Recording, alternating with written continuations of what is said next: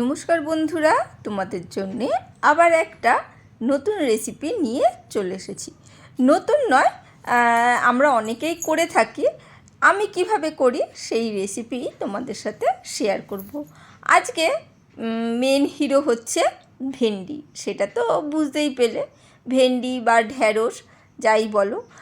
আর যাদের তো খুব ফেভারিট তারা তো খুব ভালোই বাসে, আর যাদের ফেভারিট না তাদের ব্যাপারটা আলাদা।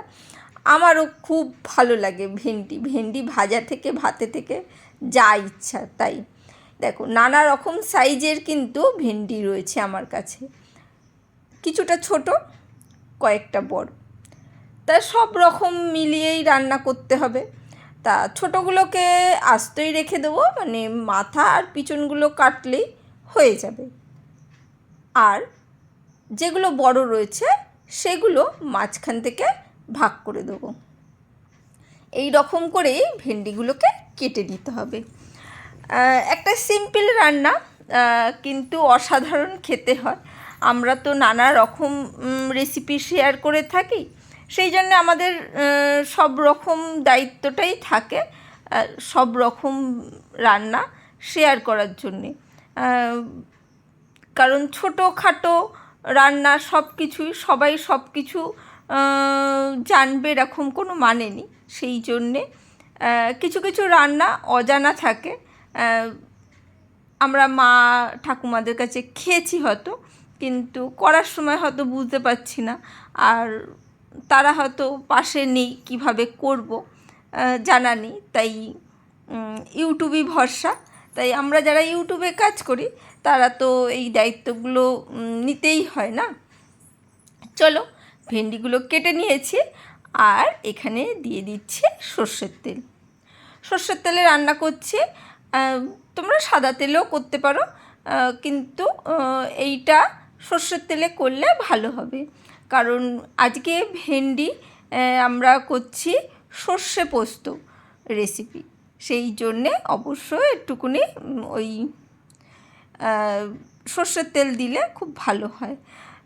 এখানে আমি একটু তেলটা গরম করে নিয়েছি, আর খুব সামান্য একটু লবণ দিয়ে দিলাম, যাতে ভেন্ডিগুলো যখন দেবো তখন না ছেটকায়। সেই জন্যে জল ঝরানোই রয়েছে, জল থেকে ভালো করে ধুয়ে তারপরেই কাটলাম, সেটা তো দেখলে। সেই জন্যেই একটু ওপর থেকে ওই তেলের ওপর লবণ দিয়ে দিলাম। এবারে ভেন্ডিগুলোকে সুন্দরভাবে কিন্তু ভেজে নিতে হবে।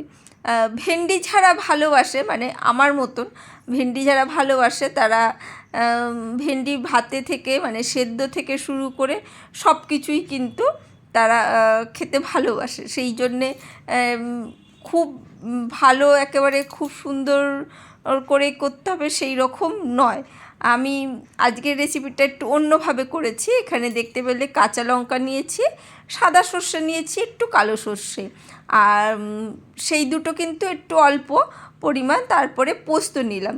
সাদা সর্ষে আর কালো সর্ষে যতটা নিয়েছি সেই সম পরিমাণ, দুটো মিশিয়ে সম পরিমাণ পোস্ত কিন্তু আমি নিলাম।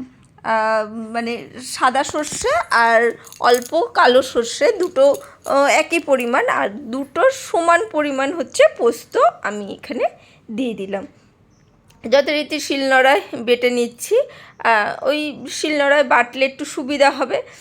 অল্প পরিমাণ মশলা মিক্সিতে ঠিক করে পেশাই হতে চায় না, কিন্তু সেই জন্যে কিন্তু সবসময় এই সব মশলা রান্না করার জন্যে কিন্তু একটু শিলনোড়া লাগবে।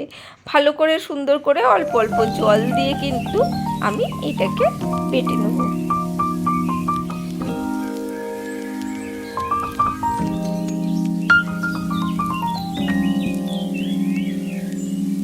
ওইদিকে যখন বাটছিলাম, এইদিকে কিন্তু ভেন্ডিগুলো বসানোই ছিল।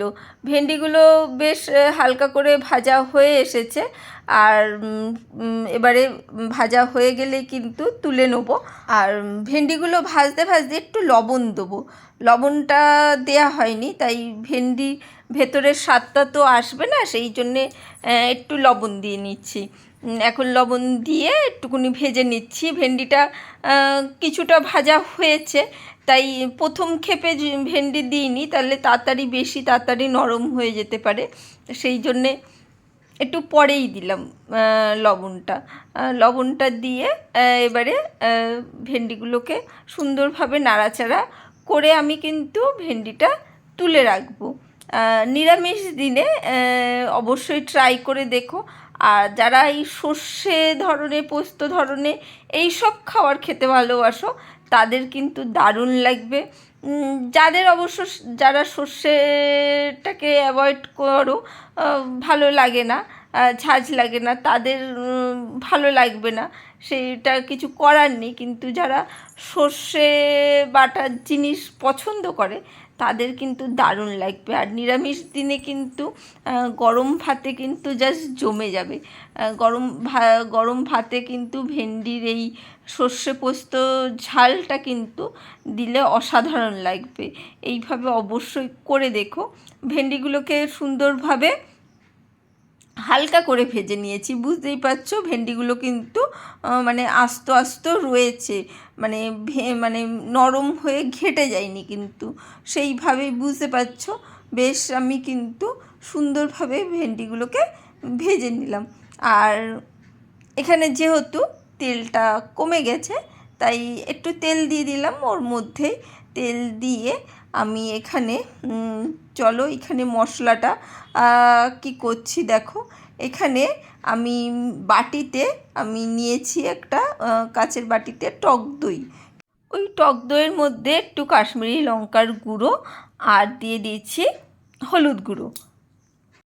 আর এর মধ্যে দিয়ে দিচ্ছি একটু লবণ, আর দেবো একটু চিনি।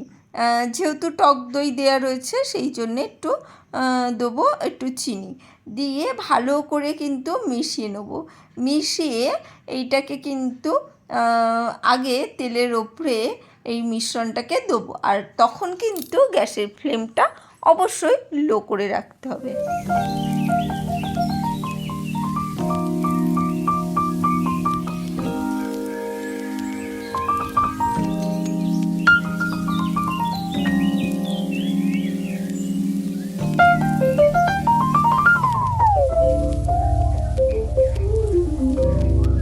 লো ফ্লেমে দইটাকে হালকা করে নাড়াচাড়া করে একটু কষিয়ে নিলাম, যাতে দইয়ের কাঁচা ভাবটা চলে যায়।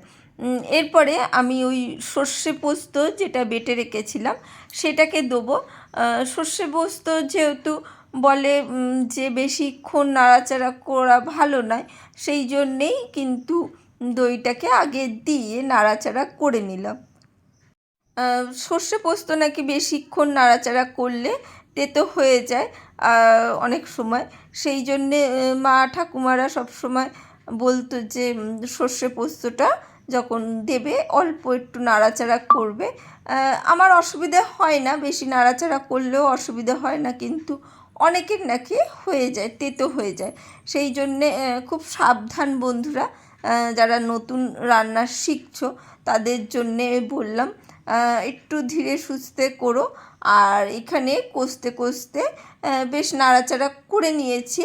এরপরে ওর মধ্যে আমি ভেন্ডি ভাজা, যেগুলো অর্ধেক ভাজা ভেন্ডি দিয়ে দিচ্ছি। ভালো করে নাড়াচাড়া করে নেবো, মশলার মধ্যে সুন্দরভাবে কিন্তু মিশিয়ে নেবো। আর কি করছি শেষ পর্যন্ত চলে যেও না, এখনও টুইস্ট রয়েছে। শেষ পর্যন্ত কিভাবে ট্রাই করবে ভাতের সাথে সেটা দেখে যেও অবশ্যই। আর গরম ভাতের সাথে একবার ট্রাই করে দেখো, আমার তো দারুণ লেগেছিলো। আমার যেহেতু ভেন্ডিটা একটু ফেভারিট, সেই জন্যে ভেন্ডি যে কোনো আইটেমই আমার ভেন্ডির বেশ ভালো লাগে। আর এটা তো এইভাবে করলে যারা সর্ষে পোস্ত খেতে ভালোবাসে না তারাও একবার কিন্তু ট্রাই করে দেখতে পারো। সেই ঝাঁঝটা কিন্তু অতটা পাবে না, যেহেতু এর মধ্যে একটু দইটা দেয়া হয়েছে। অবশ্যই এইভাবে তা মানে তারা ট্রাই করতে পারো, আমার মনে হয় তাদের বেশ ভালো লাগবে। হ্যাঁ, অনেকে যারা পছন্দ করে না তারা করতে চায় না না, কিন্তু অবশ্যই তারা একটু ট্রাই করে দেখো, ভালো লাগবে মানে খেতে তো ভালো লাগবে। আর বাড়িতে তো মানে নিজেরা তো শুধু একজন খায় না এরকম হয় না, একজন খায় একজন খায় না এরকম থাকে। সেই জন্য সেই সব বাড়িতে কিন্তু এই রেসিপিটা অবশ্যই ট্রাই করে দেখা উচিত। সুন্দরভাবে কিন্তু আমি মিডিয়াম ফ্লেমে ভেন্ডির সাথে মশলাগুলো কিন্তু কষিয়ে নিলাম, সুন্দরভাবে কিন্তু কষিয়ে নিয়েছি। বুঝতেই পারছো, দেখো দইয়ের জলটাও টেনে গেছে, নেই। আর এখানে ভেন্ডিগুলো ভাজা হয়ে রয়েছে, তবুও একটু জল লাগবে ভেন্ডিগুলো একটু সেদ্ধ হওয়ার জন্যে। ভেন্ডিগুলো সেদ্ধ হওয়া পর্যন্ত একটু জল দিয়ে ফোটাতে হবে। কেমন লাগলো রেসিপিটা, যারা কমেন্ট করতে ভুলে গেছো একটা টুক করে সুন্দর একটা কমেন্ট করে দাও, যেটা পড়ে আমারও ভালো লাগবে আর তোমাদেরও লিখে ভালো লাগবে। চলো, একটু জল দিয়ে দিয়েছি, এবারে একটু চাপা দিয়ে রাখবো কিছুক্ষণ, একটু ফুটতে দেবো। অল্প কিছুক্ষণ সময় ফুটলেই কিন্তু ভেন্ডিটা নরম হয়ে যাবে। আর ভেন্ডিটা তো খুব বেশি ভাজা ছিল না, সেই জন্যেই কিন্তু একটু জলটা দিলাম। তবুও দেখো কি সুন্দর কিন্তু সব একটা একটা করে রয়েছে, মানে ঘেটে ভেন্ডি ছেড়ে যায়নি। এই রকম সুন্দর একটা রেসিপির জন্যে অবশ্যই চ্যানেলটাকে সাবস্ক্রাইব করে রেখো। এই ধরনের নানা রকম নতুন পুরনো রেসিপি কিন্তু আমার চ্যানেলে দেওয়া আছে, তোমাদের দেখে অবশ্যই ভালো লাগবে। দেখো ফুটিয়ে নিয়েছি, এবারে আমি সুন্দরভাবে ফুটে গেলে এবারে আমি নামিয়ে নেব।